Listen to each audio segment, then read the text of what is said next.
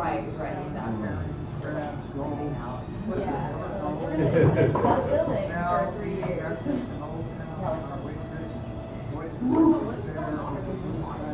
Yeah. Okay. What is it? I think it's like a entryway, they're gutting it. Basically adding on and renovating. Good. That's why it takes That that. building's like an architectural. I know. Like, really? You're gonna. The thing that I did. You like reading from the? Yeah, no, like the big stairway, which is, I I can't, uploaded all. as that one that has that big stairway that's like kind of iconic. Yeah, you like walk in and you go, yeah, no, so that's it, so yeah, they're taking So that out. I'm gonna get this. I don't know, I never really read up on it too much because that whole thing started right before I got here. I had a feature here a couple of months ago, and I started going through my own stuff. And all I have is notebooks. Right. Okay, so I finally started, most of my poetry. So in the back of my book, I started writing down titles, and it was I saw a Vivian Westwood. Is this the Cap Street Music A couple years Center? ago. Is this She's the a, what? The Cap Street Music Premier, Center over on Cap Street? This is in Berkeley. Oh, it's in Berkeley, Jason. This is on Addison. Okay. Because the community music school here, I thought. No, in Berkeley, on Addison, it's on the same. The block has become a very heavy-duty cultural block. Back in like 2000. Freight and Salvage, which is 45 years old, Okay. presenting alternative music for 45 years. David Grisman on Yeah, everything. Yeah, David. But I think it was. They're across the street.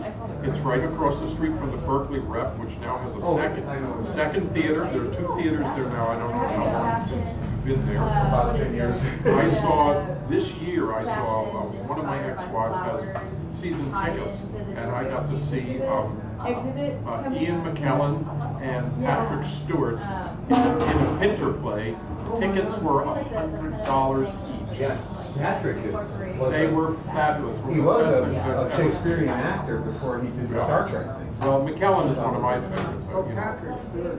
What a great sense of humor that Yeah, guy. I like Stewart. I like I would McKellen too, even better. Did you see his? I watched Family Guy just so I could hear his voice. Did you see Richard III with McKellen? No. Ooh. Oh, it's Whoa. good. That'll kick your head I right done out. Richard III, so I mean, played that is the essence of our culture, of the violent patriarch who Yeah. incestuously, kills the husband and then screws the As they all wife. did. What? As they all did. Lady Macbeth was not, You know. she was not a super loving Check wife. that out. Check that out. Ian McKellen and Richard. So that was quite a while ago. Yeah. That was before he was really known. Yeah. And then of course there's this Magneto. How far of a drive? The X-Men. Yeah. But Amazing. It's amazing. also, so the jazz school and the 2 Berkeley theaters across the street is the It's not really. Freight and Salvage. Money-wise? Yeah, but it's a good. There was another club, a dinner club that had jazz. I don't know. Yeah, well, it'll be But fun. that street has gotten very elegant. On the sidewalk, they have every other slab of cement has bronze, a poem in the sidewalk. They're really, really. It's been a while since I've been over there. That's where General Lumber used to be. I didn't know that. General Lumber. General You Lumber. remember the general? Yeah. General Lumber was the. Yeah, I do. In lumberyard. 1966, I remember that. Lumberyard. And the general manager of that place built as a contractor almost all the houses on Shattuck Avenue. Shattuck, up and down Shattuck. All the way to the Stone Face Park. It was garbage. I mean, you could go in and say, well, how did you do that stuff over it? It looks like Divinity Fudge. And you say, oh, well. And then he tells you. Oh, thank you very much. Yeah, the thing, one last thing, the Freight and Salvage, it's been there only about 4 or 5 years. It has a $500,000 sound system. And I have hearing loss. I was on the stage once. It was the first time in my life that I could hear coming out of my monitor and my saxophone exactly what the audience was hearing, and it just freaked me out. It's all wood. Yeah, It's really and it- wood paneled. It's a beautiful beautiful, beautiful setting to bring this out. Yeah. The right food certainly to make a Yeah. concert hall. Yep. Well, thank you very much. You're welcome.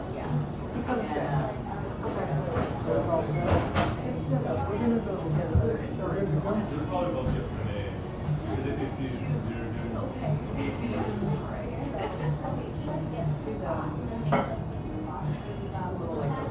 still married. Eugene is must be around for that.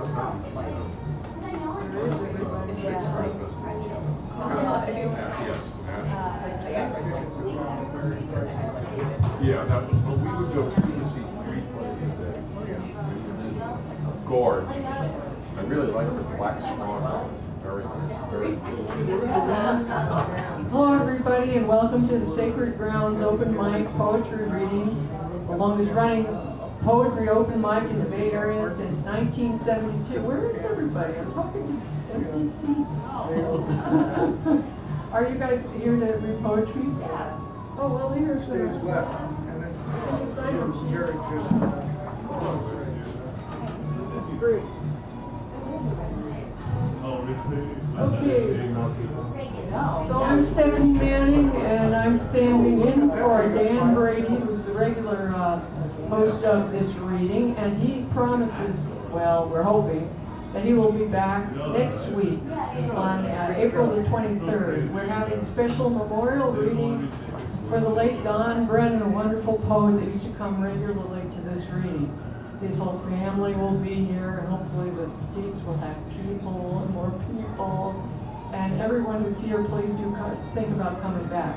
We also want to welcome everyone who's tuning in on the internet. That's the little camera up there. Via Ustream or on YouTube. And please consider paying us a visit when you're in San Francisco. Beautiful beach capital of California.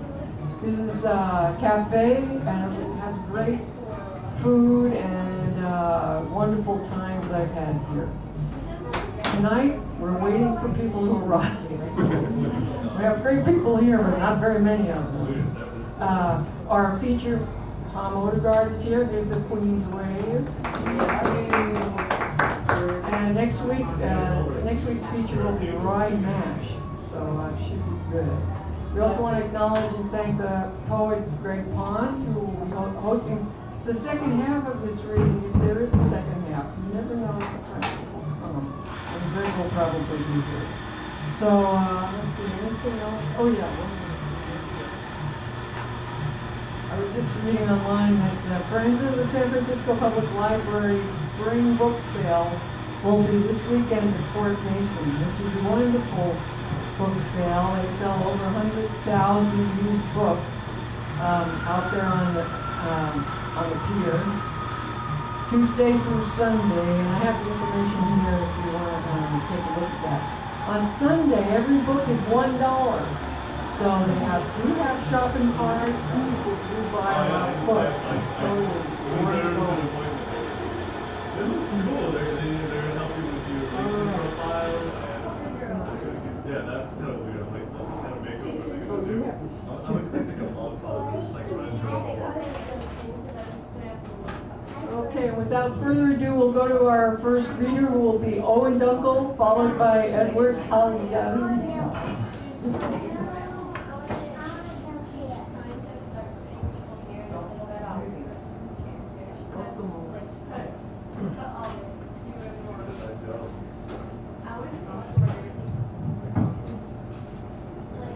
Thank you. Yeah, right now. Can everybody hear me?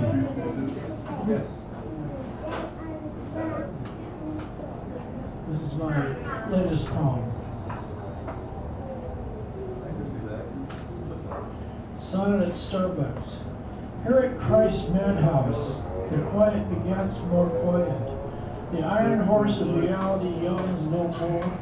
Today's shoppers walk and laugh past the window. This is after Robert Lowe. Lowe thundered past my ears. No one hears what little my sound is. What little my sound there is on a quiet day like all days. I remember Cronkite years ago. Thank God there is California and there is no snow. However, the wind is sharp enough. People are bundled on the street and their steps are silent. Their faces are tense. I am dense at the beginning, the windy, coolest month.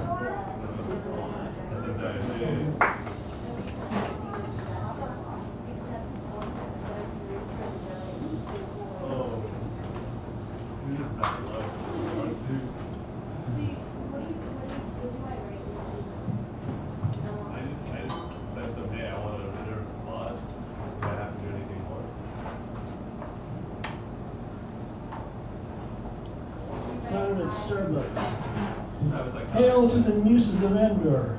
The night is dark, dark as a black crow. The lights blink brightly, brightly as a street lamps that meet the night of psalms and parades. I wonder at the cold splendor of it all. Cold is my shallow mind, my mind cold and shallow as a drainage ditch. The night struts forwards, not backwards to oblivion. The obvious is a clear metaphor. The metaphor becomes the expression, not the reality. Expression becomes opaque as a palm tree in a dark, sandy desert.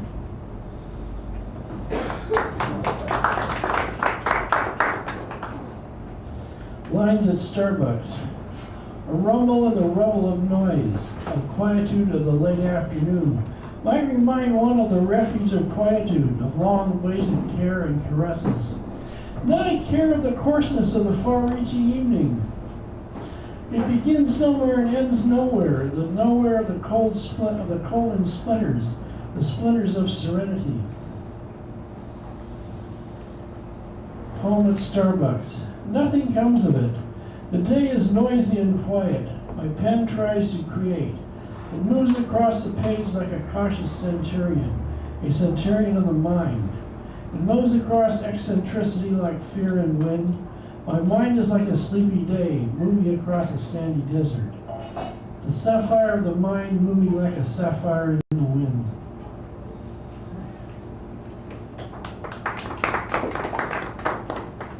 Poem at night. The Trieste is like a stone. All is bright and contemplative, bright at night, as opposed to industrious during the day. The day sun makes one industrious as opposed to the night moon.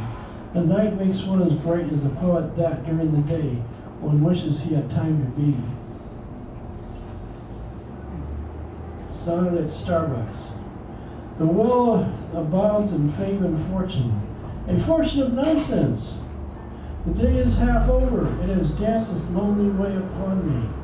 Music drifts its afternoon bass way down, trying to sing its way down to the lower depths of feeling. There is nothing, and nothing there is. Willie Nelson is mournful, crying from the country depths. People have left me, and it is half my fault. The day is a past tense trying to live up to itself. The day is sunny, but there are clouds in my mind. The day says hello to more tedium than romance. My mind is a metaphor, not the reality of nonsense I cannot avoid. There is no more to depth than depth. There is only enough.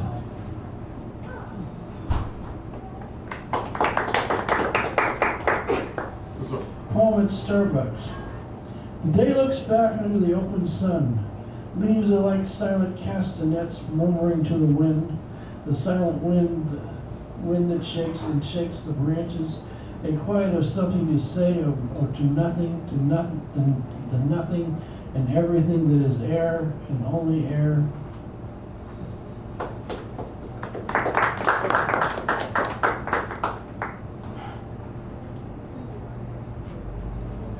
Sonnet, Mother's Birthday.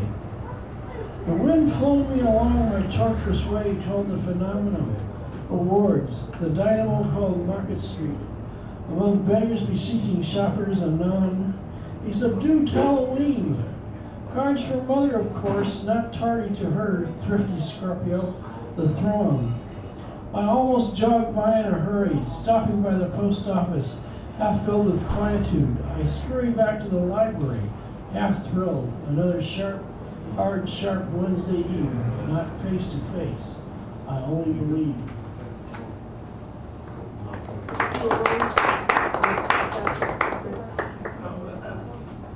Okay, thank you very much. I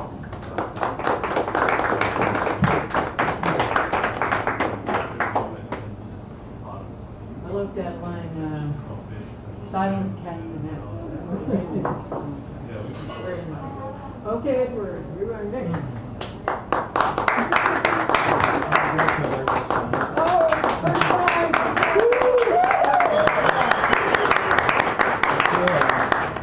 My name is Edward James. I've been writing poetry for a few years, and I thought tonight would be a fun night to step out and share some with y'all. I'm a yogi of sorts, so yoga's been an inspiration lately for some of my writings. And just a little thought about yoga. Yoga is an ancient science that has seen many incarnations over its thousands of years of evolution and does not belong to any religion. Just want to put that out there.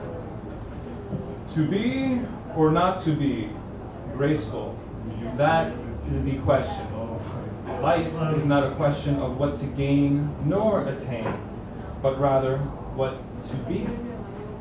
While few things go according to plan, and all of our attachments await the reaping of time, grace is always an option and is ever accessible. Whether we succeed or fail, are praised or condemned, when the door to grace is open, happiness and peace fills every heartbeat. Yoga expands range of motion of the body with similar effect on the mind. Rigid perception begins to ease with flexibility of the spine. Our biocomputer, a fabric of flesh and thought, intimately intertwined. We strengthen our nerves so that we may weather the storms of life. We enliven our glands so that we may see beyond our eyes. We move the body so that we may liberate the mind. Then we hold ourselves still so to transcend the ravages of time. Meditation is the means of quieting the chatter of the mind so radiance of the soul can shine. Mantra and meditation do for the mind what Control-Alt-Delete does for the computer. See, I can do that without doing control. Prana and Apana, Shiva and Shakti, Yang and Yin, heaven and earth, expansion and contraction, inhalation and exhalation. Every yogic breath serves to activate the atomic power within. Our thoughts can lead us to Babylon, but they also lead us astray. Once we reach heaven's gate, we are free to leave our notion of self behind. Our mind, like a puppy dog, requires discipline and guidance, lest it drags us down every alley and chews on things best not consumed.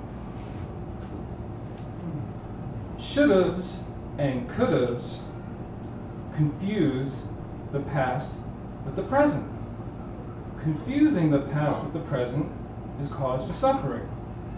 But letting go of ideals and expectations spares us drama stemming from despair, disgust, and disappointment.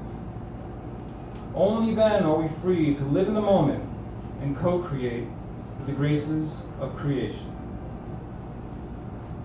Round and round the universe sends us again and again, but whether we spiral down into a rut or up a stairway to heaven is a matter of mindfulness or lack of.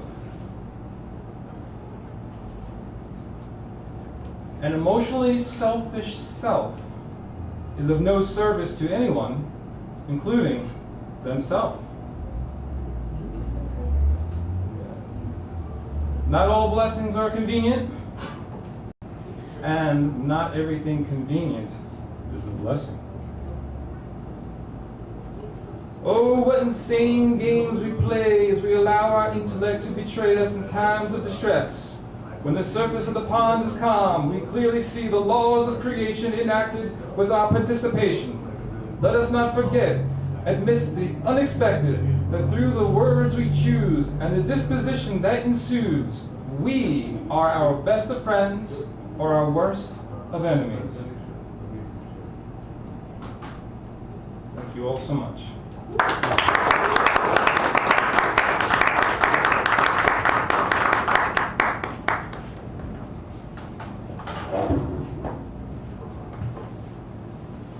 Thanks, Debbie. That was very good. Found myself sitting there going, no, that's right. Well, before I read poetry, could we thank Teddy and Fiona for their wonderful work?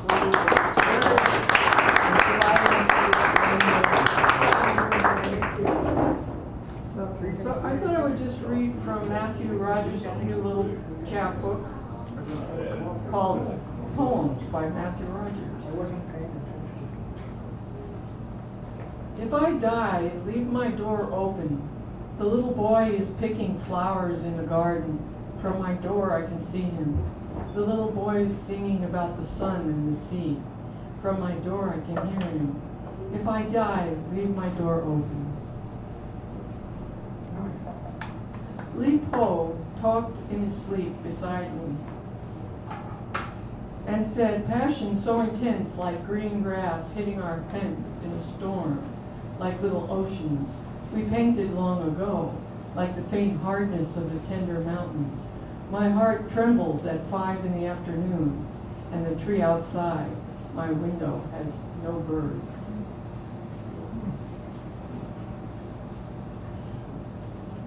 I sit beside the old man who watches a volunteer dance troupe perform the Black Swan in front of us. Now in his 90s, the old man had spent over 60 years in the ballet, but had to retire in his 70s because dementia began feasting on his brain. Mostly the old man is vacant, but occasionally he does offer stories of his youth, of how he once was among the first male ballet dancers to accomplish certain pirouettes, or how he starred in this or that role for the Kaiser or FDR, or how he knew Nijinsky or some other diplomat or celebrity that everyone has heard of. I watch the old man's face as the Black Swan is taken to its climax. I see that behind his tear-glazed eyes there is something so gentle and intense and immense, begging to be brought out and relived.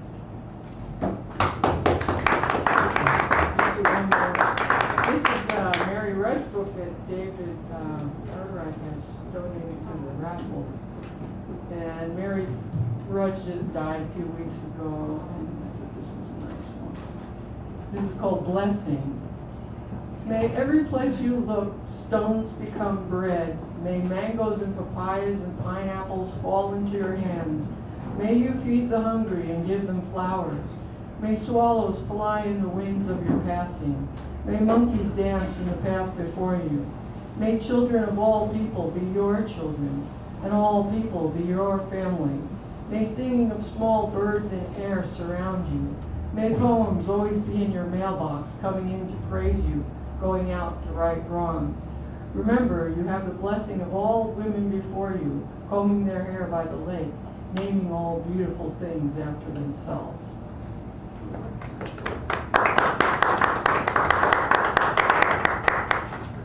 And next will be Harold Terrazon, who featured here wonderfully last week.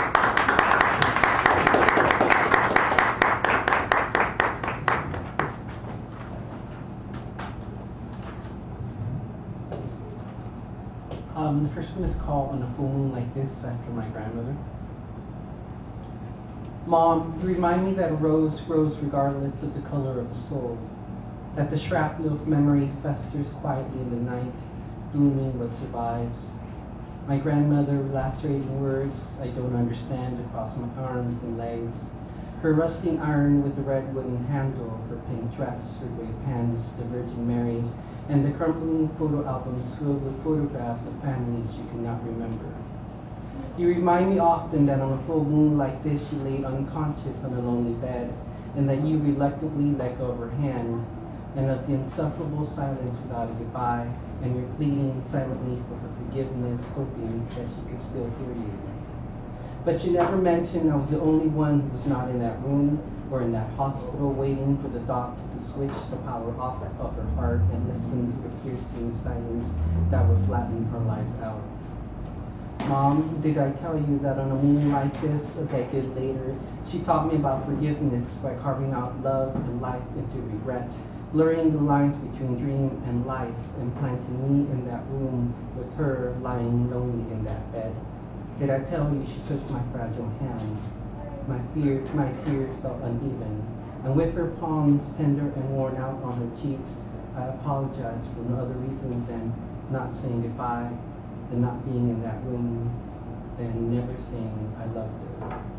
Mom, did I tell you? She just smiled, and my first thought was you pruning her roses.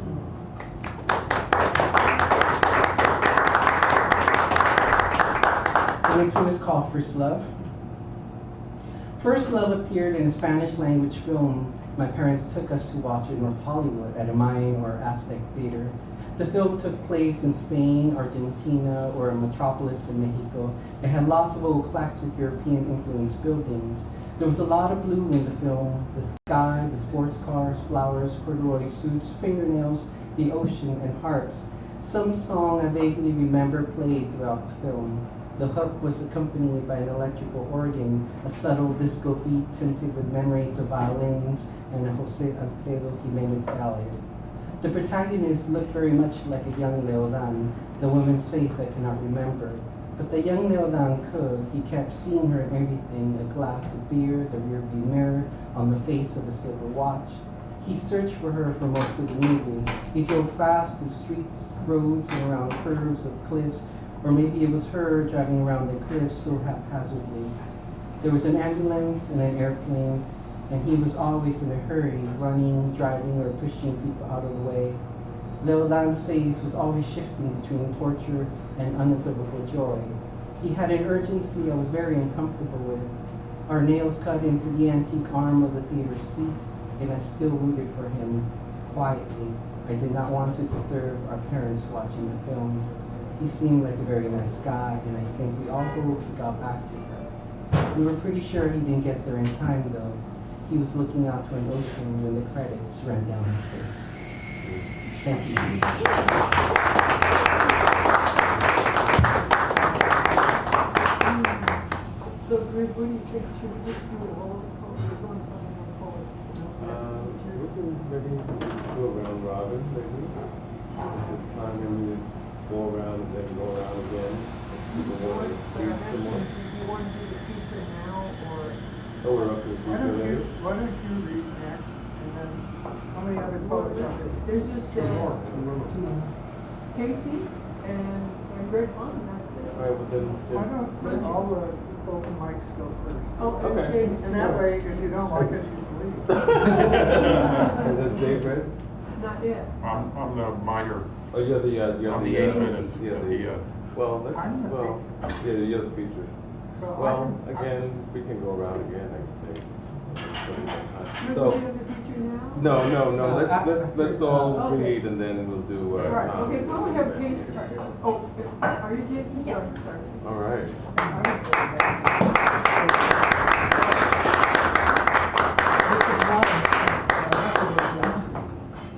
Say your name again. I'm Casey.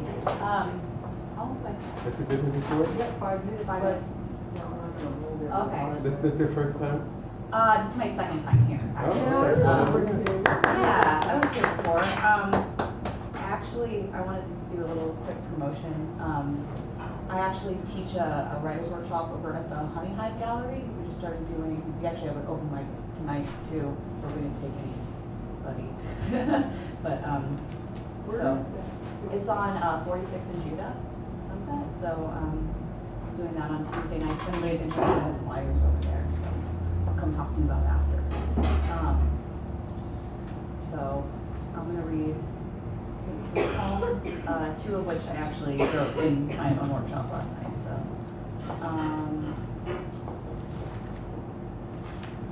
okay. I'm going to read this about this right here. Wrote a poem about it. The key to my heart was left forgotten inside of a flat blue carpet. The voices of college kids, tipsy and unbound downstairs, trickled in under an oak door latched with a deadbolt. I did not think that she would let me have it. This one is special, I told her. Like I told the man who handed me a teardrop-shaped peanut M&M while I was walking to quarter the parking meter. Like I tell a new friend when introducing them to an old one, this one is special. I wore it around my neck like I sometimes wear my words. With a half-realized pride, it knocks against everything. It knocks before it opens, against everything. You should have seen how it rattled the first time I read a poem in front of an audience. It slapped the microphone silly, which is to say, I made a laughing stock of myself, but my silver blade of a mouth could still carve openings. And the cafes got larger, and the triangular swatch of land in North Beach became the triangular room of books carved into a side of a building, became the Indian restaurant 2 storefronts wide in Berkeley, became packed auditoriums, call and response sessions with waterfalls, became sex with the world around me, became home.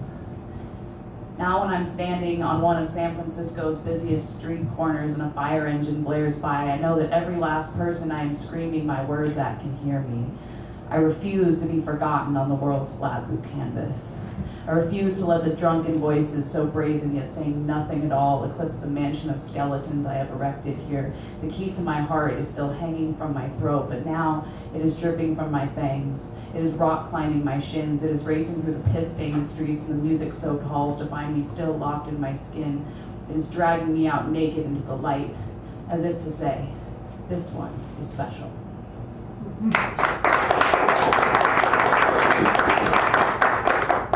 I'll do 2 more, I think. Okay, this one's called Rowboat. There is a rowboat in your bed sheets. I climb in with fists clenched around my life preserver, prepared for the storm I know is coming. Your kiss is the waves folded over the shoreline, your touch, the toppling of a sandcastle I had sworn would remain to be called ancient. I can feel the weight within you. A whale as it rises to the surface, as it sounds alarms to its kinfolk. There is a person here.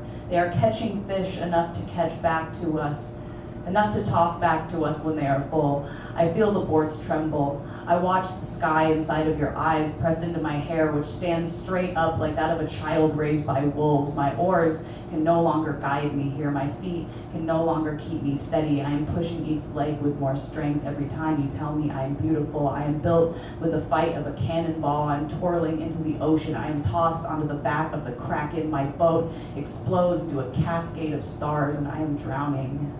When I finally surface for air, there is a splinter in my hand shaped like your eyelashes. I wonder if I can dislodge it from its anchor. If I should ever wish to banish this memory, like how you threw this once brave sailor to the depths of this unconquerable tempest.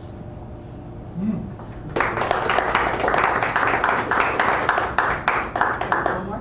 All right.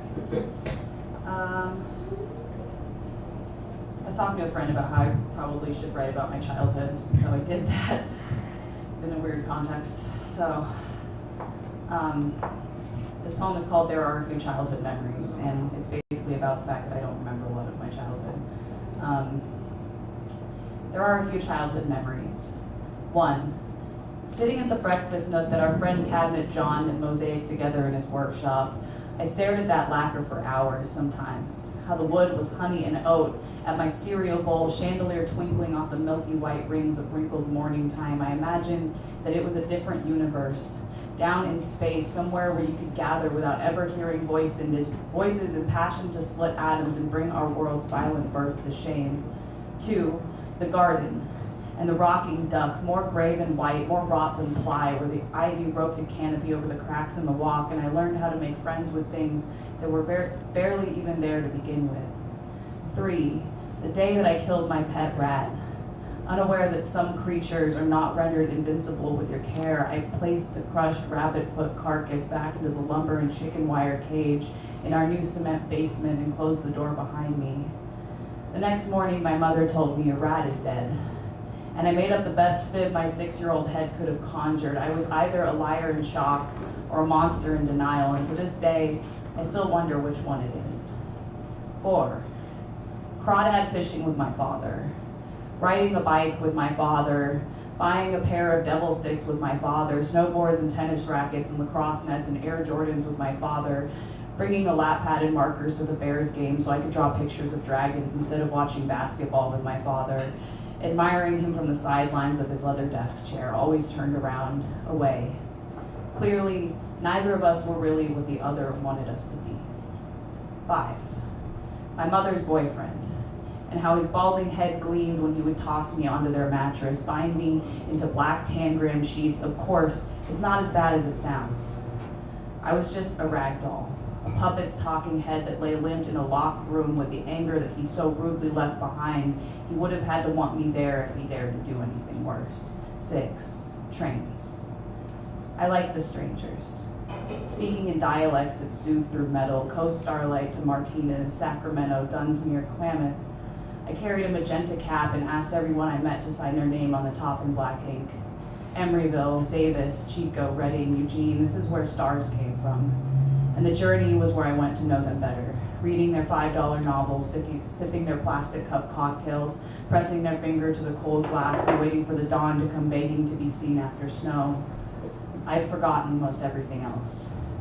It is all pushed down into the deepest fissures of dreams, along with breathing through my nose and opening my eyes underwater, and how you used to make me feel like I had never learned to love before the feeling of your lips cast an eternal shadow of doubt across the sun. Thank you.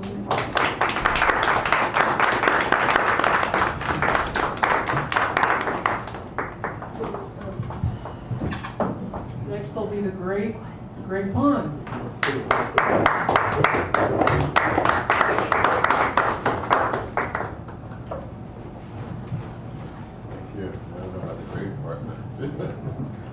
Anyway, I wanted to share, I'm glad we have a little extra time, it's a little long. I wanted to share the lyrics to a song that was written by Phil Oakes. Phil Oakes was a songwriter and a anti-war activist in the 60s, around the time of Dylan. Not quite as popular, but he had a lot to say and a very big influence on the ending of the Vietnam War. Anyway, this particular song, lyric, is about as we're coming to Easter and we're right in Passover. This is entitled The Crucifixion. I wanted to share it with you. And the night comes again to the circle-studded sky. The stars settle slowly in loneliness they lie, till the universe explodes as the falling stars raise. Planets are paralyzed, mountains are amazed, but they all glow brighter from the brilliance of the blaze. With the speed of insanity, then he died.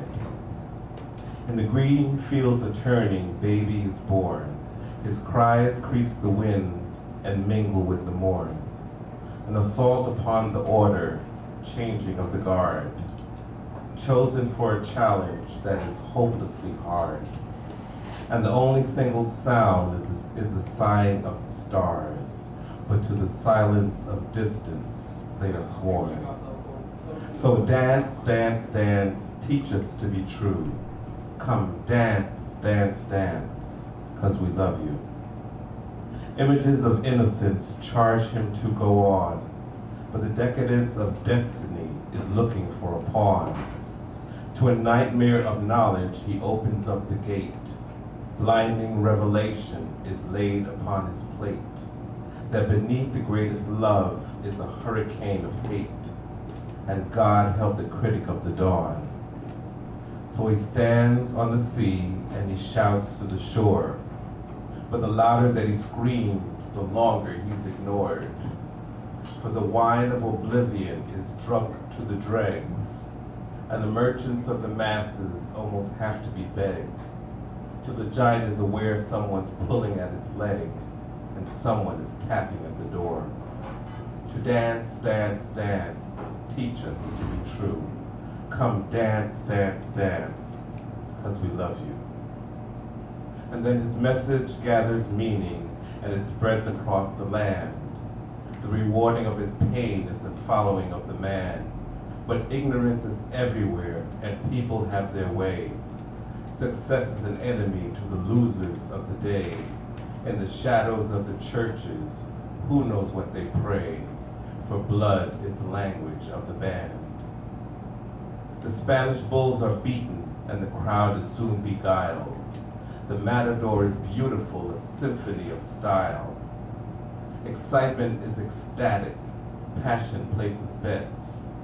Gracefully he bows to ovations that he gets. But the hands that are applauding are slippery with sweat, as saliva is falling from their smiles. So dance, dance, dance, teach us to be true. Come dance, dance, dance, because we love you. Then this overflow of life is crushed into a lyre. The gentle soul is ripped apart and tossed into the fire. First, the smile of rejection at the nearness of the night. Truth becomes a tragedy, limping from the light. And the cannons are horrified, they stagger from the sight, as the cross is trembling with desire. They say they can't believe it is a sacrilegious shame. Now who would want to hurt such a hero of the game? But you know I predicted it. I knew he had to fall. How did it happen? I hope his suffering was small.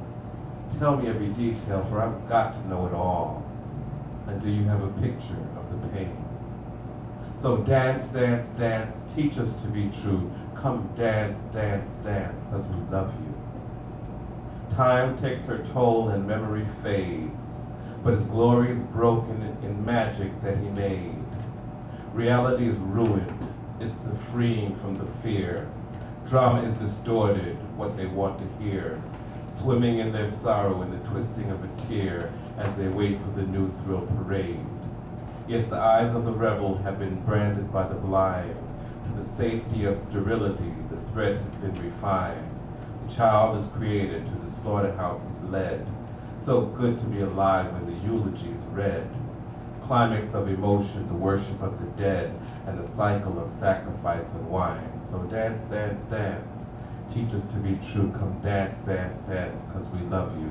And the night comes again to the circle-studded sky. The stars settle slowly, in loneliness they lie, till the universe explodes at the fallen stars' rays. Planets are paralyzed, mountains are amazed, but they all glow brighter for the brilliance of the blaze. With the speed of insanity, then he died. Thank you.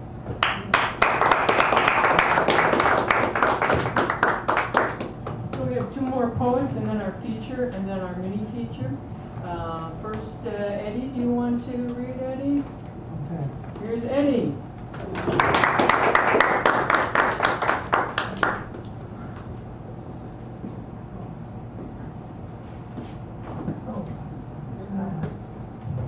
Hello, I want to make an announcement first up. I got a bunch of original paintings, they're all framed in, they're in a gallery downtown at 1009 Market. There's a little flyer up there. I have some more. It's going to be till May the 16th, they're going to be there.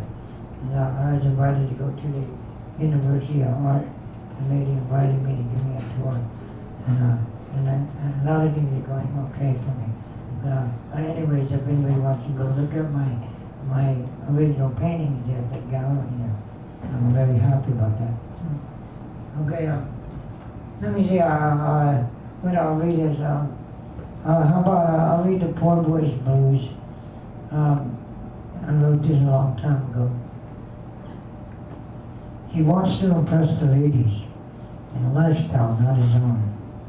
He appears to sit on top of the world, in debt, his life's unknown. Living in the fast lane, where payments made too slow, in a race that he just can't win, a poor boy on the know. He owes his life to promises, investments placed to lose. In a world of a rich boy's high, he has the poor boy's blues. He'll take the loss, the double cross, to pay for the rich boy's high. Although reason for living, or not much worth giving. A teardrop if the poor boy should die. We all try to climb that mountain, but it's a peak at the other side. It isn't easy, but still we try, and the wind can make a poor boy cry. Go ask Bobby, and Bobby would know. Go ask Bobby why the wind should blow. Go ask Bobby, could he's been in them shoes. Go ask Bobby about the poor boy's blue. Thank you.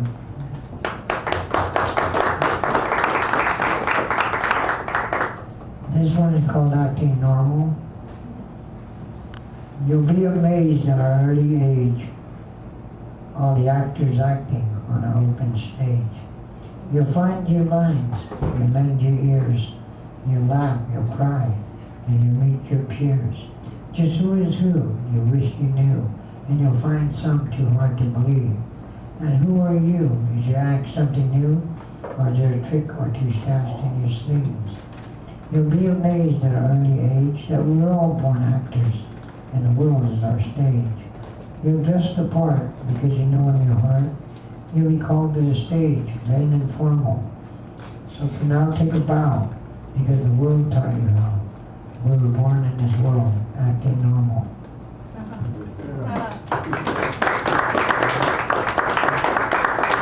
One more, I guess I'm on time. This is Dreams of You. They turned it into a song and a poem I wrote, but it's on a real album. It's called Dreams of You. If I could have 1,000 dreams and just one would come true, I'd concentrate on one the most, the dream I have of you. I guess it's just my frame of mind, but the picture seems so clear. I feel a loss of self-control whenever you are near. I feel the chill that lovers feel when Cupid pulls his bow, and I know the pain one can't explain to be the only one to know. If I could have 1,000 dreams and just one would come true, I would hold it down with all my might, the dream I have of you. If you could have 1,000 dreams and I was part of one, your single dream will surely mean much more than to have none. Thank you.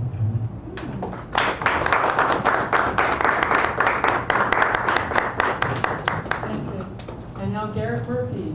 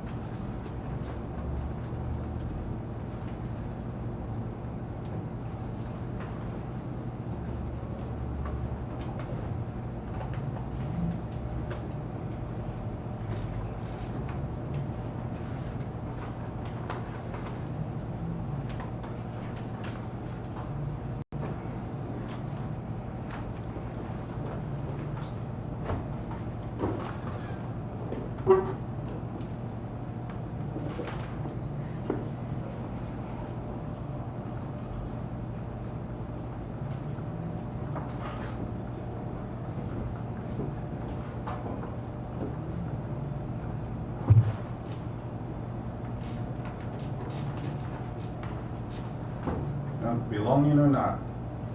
So I'm here. Why am I here? What am I doing here? Do I truly belong here? They say I do, but at times I feel strung along.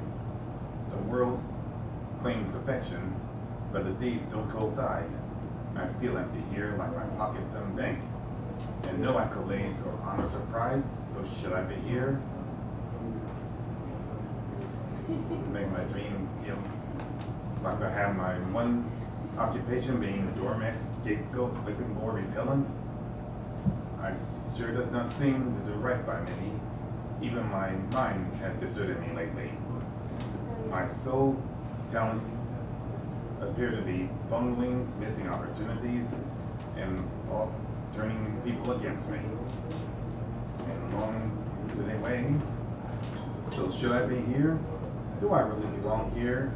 And can I be elsewhere or just fade in the middle?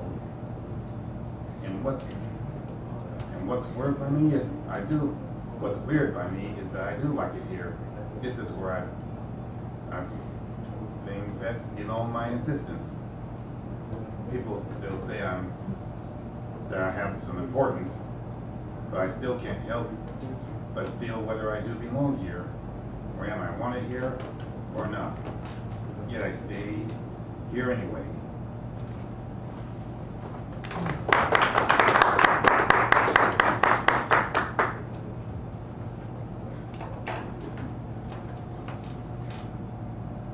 Truth in oneself equals. Stay true to yourself, good people. Stay true to that self, good people. If more you did that, crime just might drop its jaw.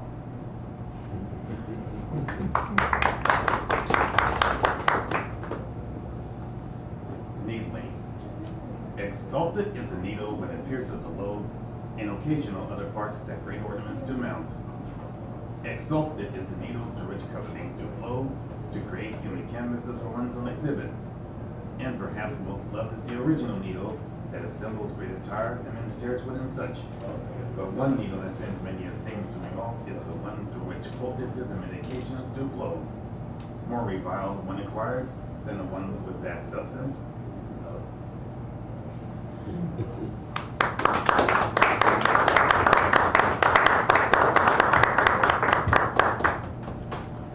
Okay, now Tom Odegaard will feature there in 3 minutes.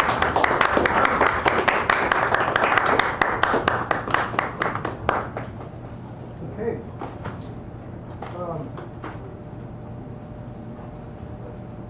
The first set of poems, the first 3 poems that I'll read have to be read in order for the 4th poem to be understood. First poem is The Soul of Courage. We dress outside of current fashion, unadorned by peripheral electronics, driving hybrids or older metal, no piercings, wearing hats, toupees, or odd wigs. We push walkers, tilt to a cane, or occasionally we are seen with walking sticks, are often brushed past, ignored, bumped, or even shouted at for simply existing. Unknown to most of the hurry folk with their busy thumbs, ear deafened by Bluetooth, earbuds, or virtual reality, eyes lost in backlit virtual worlds, deaf and speaking to invisible voices, their friends drive by equally ignorant of them and the effects of acceleration. But we persevere against all odds.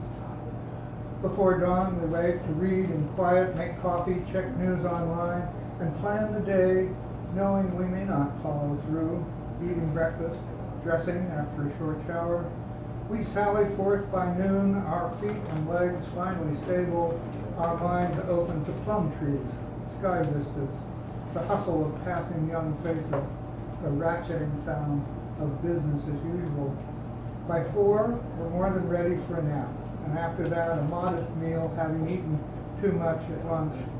And I may, with my thumb, engage a poetry venue to fall at last in bed by 11, to sleep in the warm smell of wife and selves, dreaming with luck of our young bodies entwined on a beach in the past, only to wake infirm once more before dawn. Thus, we announce to you who are young and full of the vigor of immortal thought, who see death in others, not yourselves, growing old requires the soul of courage.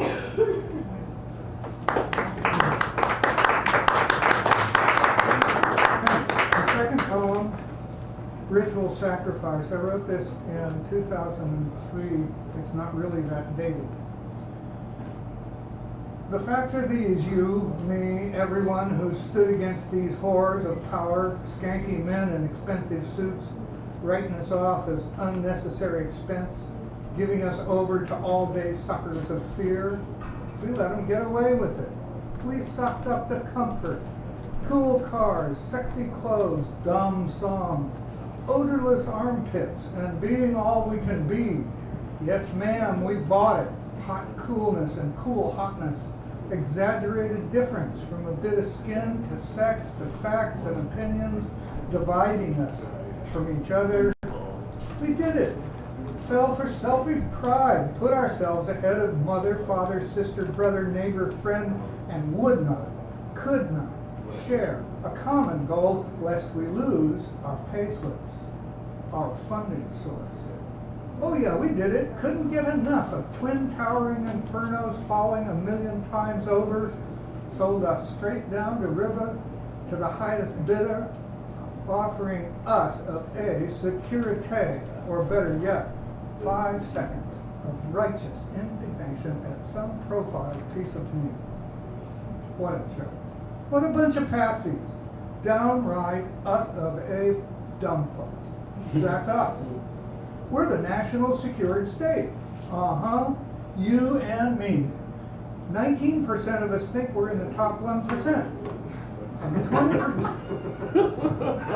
20% more think they'll get there any day. That's the 39% that vote. Well, wouldn't you? The rest of us gave that up years ago just to show them. Show them what? And who's M anyway? I guess M has got the message because we're already living in our own prisons, guarded by our fear of each other, our fear of ourselves. And when the Challenger explodes and Princess Diana becomes roadkill and the Columbia breaks apart at 200,000 feet, we get a little rush of sympathy mixed up with satisfaction. Once more, innocence transforms to scapegoat.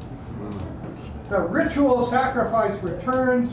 Agamemnon sacrifices his daughter Iphigenia once more for a fair wind to Troy and a twilight for the rest of the world.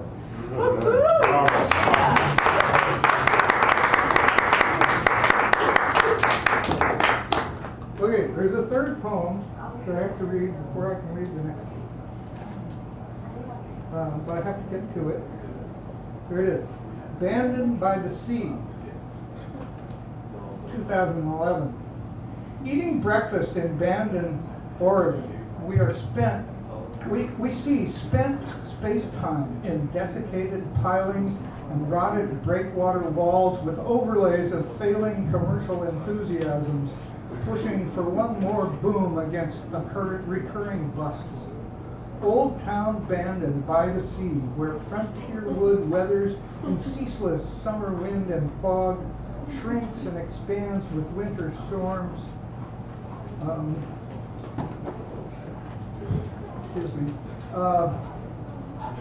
Shrinks and expands with winter storms. Painful to see similar crab shacks, port cafes, and high-low food joints against rising seaside development, not likely to gain a hold against the endless wind in every hopeful coastal town.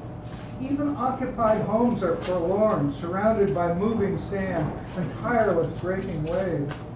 Standing on the barrier dune held firm by European grass, the breaker's spume becomes steam fog, hazing the air. It is always there in summer, rising up to burn off inland, and the blue Coquille River reflects desperate gleams of lost empires, trees, salmon, herring, crabs, gold. Was there ever gold? Now, eating breakfast in Old Town, our waitress voices her despair over blue sky ventures collapsed after this last economic catastrophe, and Bandon waits in the slack for the money tide to flood again.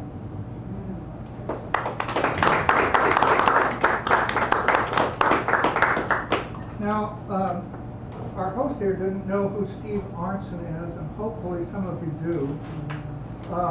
Steve Arntzen is a poet who recites very long collages of words, and usually so rapidly that I don't get most of it, but I have gotten down how he writes. So this poem is written kind of the way he is, and it's about him.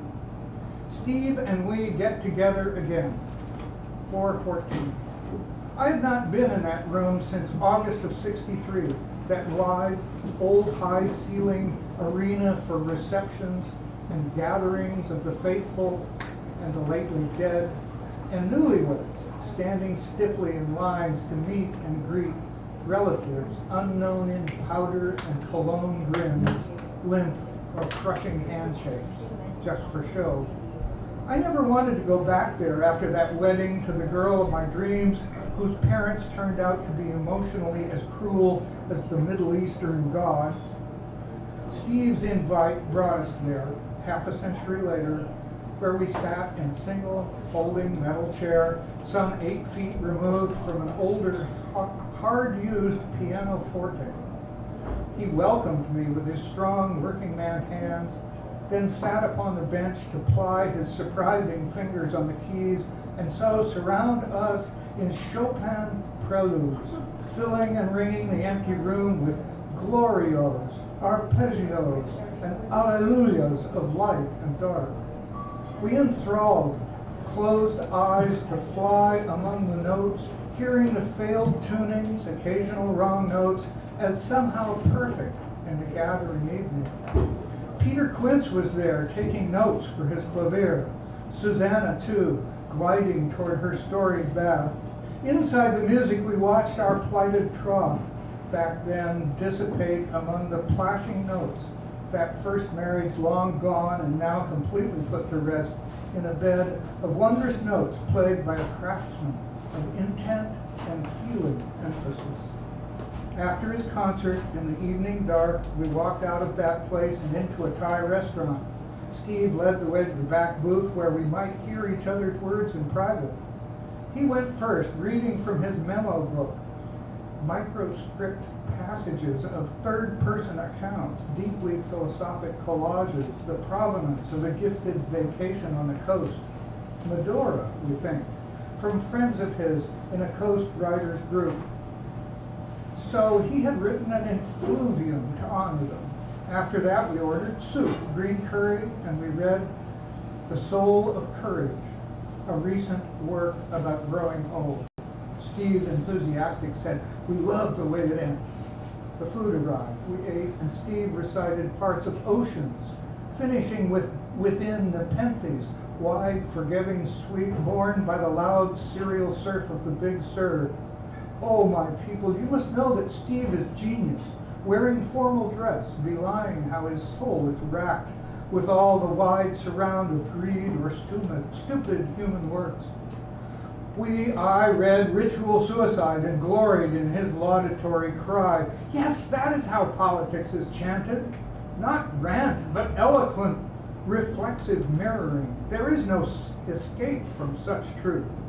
Steve paid the bill, insistent. We talked on, and I read Banded by the Sea. My God, I've been there, he said, to that very place. River, I think, and desperation, whereupon he sang out his lyric for Oregon's coast, its beaten shore, crying gulls, bent trees, enclosed by a mysterious deep-seated scarlet rose, the which he'd later found to be a glowing agate filled with rose. So we cried our country's boom-bust symmetries, vowed to meet again and listen to Chopin ringing in and through our ears as we drove joyful home.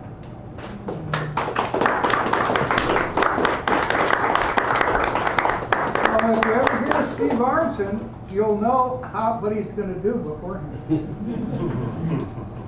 Okay, there's 2 more poems here that I'm going to read. I'm XXY, I'm intersex. I didn't find out I was that until 2005, and I wrote these poems before that. So, but it's interesting because one of the things that XXYs can be, and in my case is this case, I'm more female than I am male in my head. But I'm not. I don't want to give up my maleness. I mean, what the fuck? But I make love like a woman. So you know. Anyway, there you go. Well, kind of like a woman. Anyway, it's very confused. Nowadays I often refer to myself as Tom Miss G rather than Tom Woodgard. But I'm not willing to go dance in public. I mean, just with this kind of fun. This was one of the very first poems I wrote. That there's a poet named Thea Hellman who writes around here, and she wrote a poem, and she had a line in it which I picked up, and this poem came out of it called "Flickering Like a Family Nightlight." Finding the girl. Perhaps there's only one to find, to get to know. Finding is difficult. But getting to know is wading through rice paddies with Ponzi sticks. Every kind of torture, warfare, abandonment, imprisonment, sadomaso horror trips happens to the girl before she knows who she is. And she'll never know that, hiding from the crap that happened to her before she was who. Finding the girl. Maybe I'm the girl to find, to get to know. We know the girl because we are the girl in every story. Cinder and Beauty, Gretel and Lily Marlene. Black girl raped by everyone. Yellow girl whipped everywhere. Red girl raped and murdered from South to North America. Brown girl strangled with her uterus to stop labor unions. White girl married in white satin to bleed, bleed, bleed on white linen, on a coat hanger, in alleys with other girls, condoms, broken needles, bruised and broken bodies. Finding the girl. So many to know, so hard to find. I know the girl because she is every girl. Some man's daughter, some woman's daughter, some brother's sister. Cruelty's favorite victim, the girl.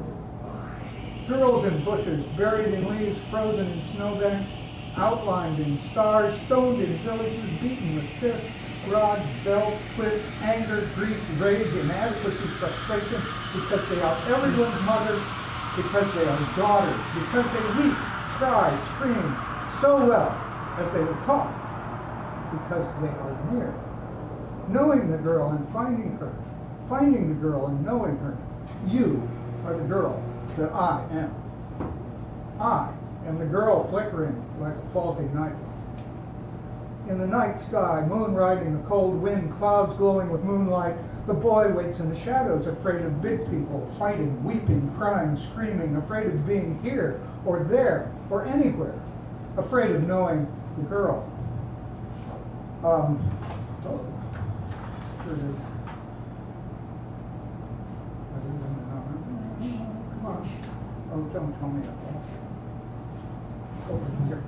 Afraid of finding the girl weeping in the bathroom, crying in the attic, screaming in the bedroom, bleeding in the basement in order to save herself, her other, and the boy hiding under the bed. In church rooms, classrooms, bathrooms, bedrooms, dark rooms, bright rooms, sunrooms, and death rooms, lost boys, disabled men are looking for the hard-to-find girl, the girl they'd like to know, ever present, never, never present, ever. Everywhere men are, the girl unfound, the girl unknown. Everywhere men are, the girl is unfound, the girl is unknown. When the boy is all alone, the girl is found, the girl is known. When the boy is all alone, mirrors mirror 2, 3, 4, maybe 5. When the boy is all alone, mirrors mirror son, mother, daughter, crone, and maybe father with his mother, daughter, grandmother, her daughter, great-grandmother, daughter, great-great-grandmother, daughter to the end. The collective mother calls the man home, but he goes to the known, which is back in the house, full of fists, belts, and bleeding, full of pleadings, pleasings, and more screaming. The man is the boy who no longer sees in the mirror. And the woman is the girl who cannot be found, will not be known. There is great pain, sorrow in places where the girl cannot be found, in the when the girl cannot be known. There is a space-time place where the girl is boundless, where the girl I am and the girl you are, with the woman you are and the woman I am, where the boy I am and the boy you are, with the man you are and the man I am. Love ourselves, love each other and others because we are found, because we are known. Finding the girl is difficult. Knowing the girl, begin with the easy part, please. Find the girl.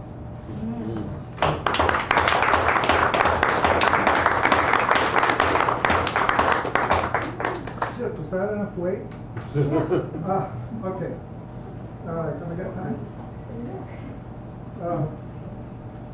So, do you all know Dale Jensen? No? Okay. He's right here on the table.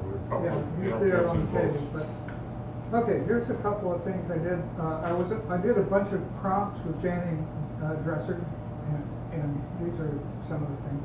Into the sky. Up from above, not black or white, the city lies pale under cloud light, cut, scattered, blocked, occasionally shattered. If you're high enough, there are green lines on sidewalks and streets, and green postage stamps sprinkled at random. Flying with gulls, the bay swells and cups with shine now and then from bridges and ships and traffic surrounds that add to the noise. Beneath us, colors are bleached, mist fields the eye, horizons are lost as we fall up into the sky. And that's okay. You can wait till later. It's loud with sun. It's that day again, and it's green. Oh, this was written for Patty's Day. It's that day again, and it's green, with a blue above and sidewalks marked with burgundy plums. There are cherries blooming on the ridge, and lovely women in shorts with dogs, while tulips are past bloom in beds. We must think of Ireland, or anywhere the Christians forced their wrathful God to overcome Angus MacLeod or the goddess. Paint St. Paddy rids an emerald of snakes, while the triune goddess remains, taking a new name and an old calling. Catholics are Celts in Ireland. In Spain they worship the goddess, and elsewhere she lists to those who hear her weeping. The trees are bud bursting on this day. All Mother Earth is dressing up, and spring is coming, loud with sun.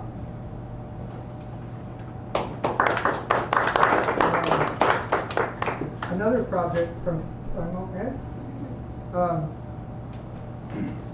another prop from it was to write a romantic poem and then cut it down to be a modern poem. So this is my oeuvre, Hillside Romance. Among green cascades of floral plantings, we wound our way among Maybeck homes, climbing steep roads and private byways, recalling our early history in these verdant hills. Here we stole lumber to build our forts, 3 stories with 50 pounds of nails. On these slopes we had grass bomb wars. In this street we played one-a-cat, hopscotch, with girls who tolerated us, barely. And nearby on this playground we lost 3 teeth on rings, and kicked the can in the dark against the odds. Now the half-timbered school bakes and peels, its hidden nooks smelling of compost and cats. Wandering down the car-strewn streets, we find Berkeley's old rose garden across Euclid from Rosewalk, and we perch on an ancient bench, sharing collective awe at the pewter skull of the bay, the bridges shining red and Tamalpais beckoning. We are full of eucalyptus scent, their flowers glowing red and white, reminding us of long ago flirtations along the trails and open spaces of Tilden Park. You take my hand and gently squeeze, calling us back from memory traps, to be here now, filled up with our jelly jam hot bodies of love. Okay, this is what I sing it back to. That's kind of a romantic thing. This is called Modernized. Right. We walked the architecture hills where we used to play at everything, from all-in free to grass bomb wars, hopscotch, and one-a-cat. Now the old school peels and rakes of cats. Rose Walk to Rose Garden, and there a bench from which we watch Bay Bridges, Marin's Mountain. Now we are connoisseurs of blooms as eucalyptus flowers scent the air, recalling Tilden Trysts back when, and squeezing my hand, you bring me back to fall for you once more. Thank you so much. Thank you.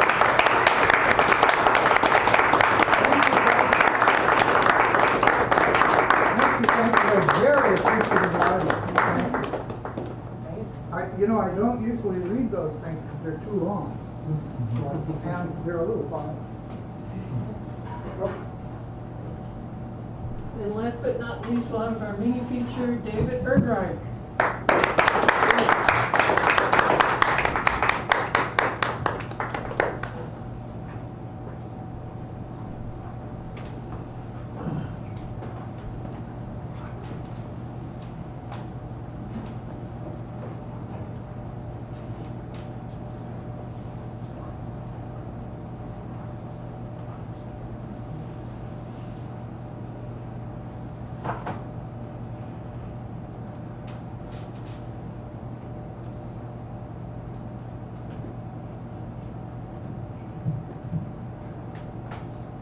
Do it every morning if you want to make it go.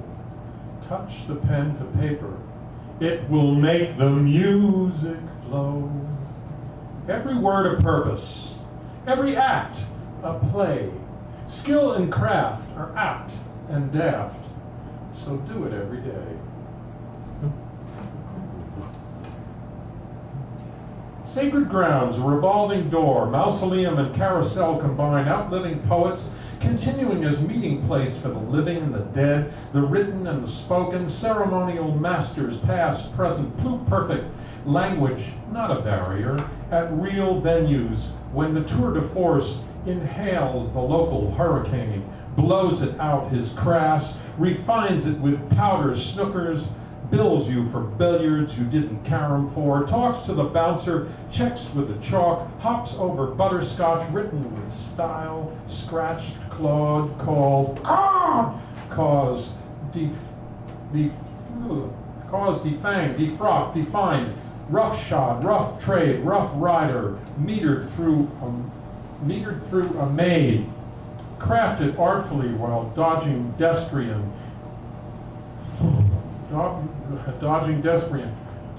curbing tendencies, alerting all alerts to lunge when directed, and generically turning experience into experiment. A house of wax priced from Vincent to Peale with laughter, wicked, hysterical, historical allegories, all gory Edward, crumbling tiny dolls, distorted, distressed, dismantled, drawn into the drawer of ambivalence, mutefully, dutifully, quietly, ensconced, enhanced, elaborate, simple, stampeding forward at an impossible pace, placed beneath, between the slides, glassy-eyed, astounded, outraged, ingested, requested, spat out loud, singing praises of the dirge, droning, groaning, purging the principles from their actuarial imprecision into an act of direct confrontation with their intestinal fortitude, carefully not to trample on newly planted concepts taking root